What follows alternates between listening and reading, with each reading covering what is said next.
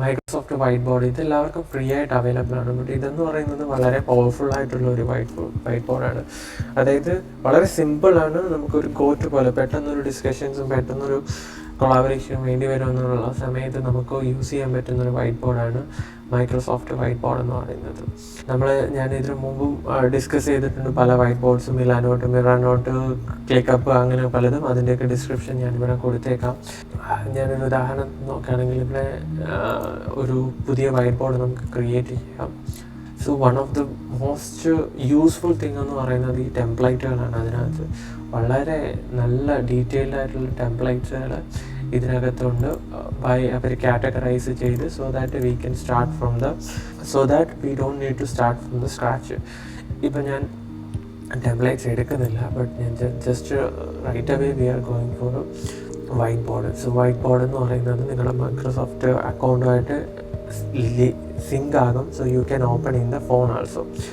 അതുകൊണ്ട് ഫോണിലും മൊബൈലിലും ലാപ്ടോപ്പിലും simultaneously use ചെയ്യാൻ പറ്റുന്ന ഒരു ടൂളും കൂടെയാണ് ഈ ടൂൾ എന്ന് പറയുന്നത്. ആസ് യൂഷ്വൽ പെന്നാണ് ഏറ്റവും മെയിൻ എന്ന് പറയുന്നത്. You can draw anything on this one. അതുപോലെ നമുക്കിവിടെ ആണെങ്കിൽ അതായത് പെട്ടെന്ന് എടുക്കാൻ വേണ്ടി 3 കളറുള്ള ബുക്സ് ഉണ്ട്. പിന്നെ അതിന് ശേഷം ഹൈലൈറ്റ് ചെയ്യാനും എറൈസ് ചെയ്യുക, റൂളർ കാര്യങ്ങളൊക്കെ, ബേസിക് കാര്യങ്ങളൊക്കെ ഇതിനകത്ത് ഉണ്ട്. പിന്നെ last tool to select and delete. Okay, അത് കൂടാണ്ട് ഇൻട്രസ്റ്റിംഗ് ആയിട്ടുള്ളത് ഈ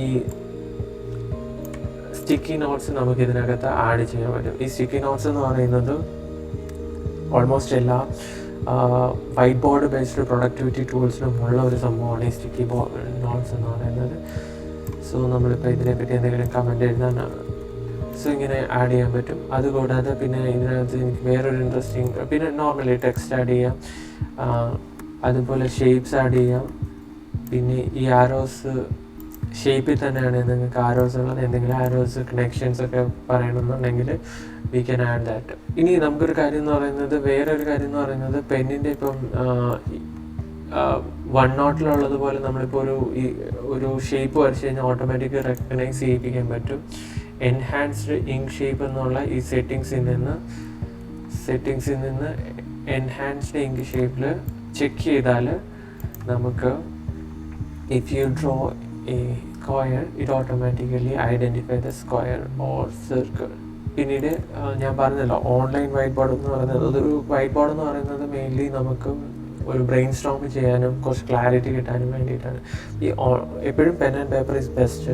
ഓൺലൈൻ വൈറ്റ് ബോർഡ് വരുമ്പോഴത്തേക്കും അതിൻ്റെ ഒരു മെയിൻ ഉദ്ദേശം എന്ന് പറയുന്നത് മൾട്ടിപ്പിൾ പീപ്പിൾസിന് ഒരേ സമയത്ത് ഇൻട്രാക്ട് ചെയ്യാൻ പറ്റും എന്നുള്ള ഒരു മെയിൻ കാര്യമാണ്. സോ അതിന് വേണ്ടിയിട്ട് വളരെ സിമ്പിളാണ്. ഇവിടെ share the link, they will create link, we can copy and share with them and very ലൈവായിട്ട് ആളുകൾക്ക് ഇൻട്രാക്ട് ചെയ്യാൻ പറ്റും ഇതുമായിട്ട്. പിന്നെ അടുത്ത ഒരു ചെറിയ ഫീച്ചർ എന്ന് വെച്ചാൽ നമുക്ക് ടൈമർ ആഡ് ചെയ്യാം. അതിനകത്ത് ടൈമർ ആഡ് ചെയ്തിരിക്കുന്നതാണ്. ടൈമർ സ്റ്റാർട്ട് ചെയ്ത് നമുക്ക് ട്രാക്ക് ചെയ്യാം നമ്മുടെ പ്രോസസ്സ്, നമ്മൾ ചെയ്യുന്ന എന്താണോ അതിനെ ഇത് ചെയ്യാൻ പറ്റും. വളരെ സിമ്പിളാണ് വൈറ്റ് ബോർഡ്, ബട്ട് വളരെ യൂസ്ഫുൾ ആയിട്ടുള്ള ഒരു ഇതാണ്. അത് മാത്രമല്ല ഇമോജീസ് ഉണ്ട്. ഇപ്പോൾ മൾട്ടിപ്പിൾ ആൾക്കാർക്കാണെങ്കിൽ തംസ് അപ്പ് കൊടുക്കണം, ക്ലാപ്പ് കൊടുക്കണം, അങ്ങനെയൊക്കെയുള്ള സിറ്റുവേഷനിൽ നമുക്ക് we can do it that. Okay thanks for watching the video.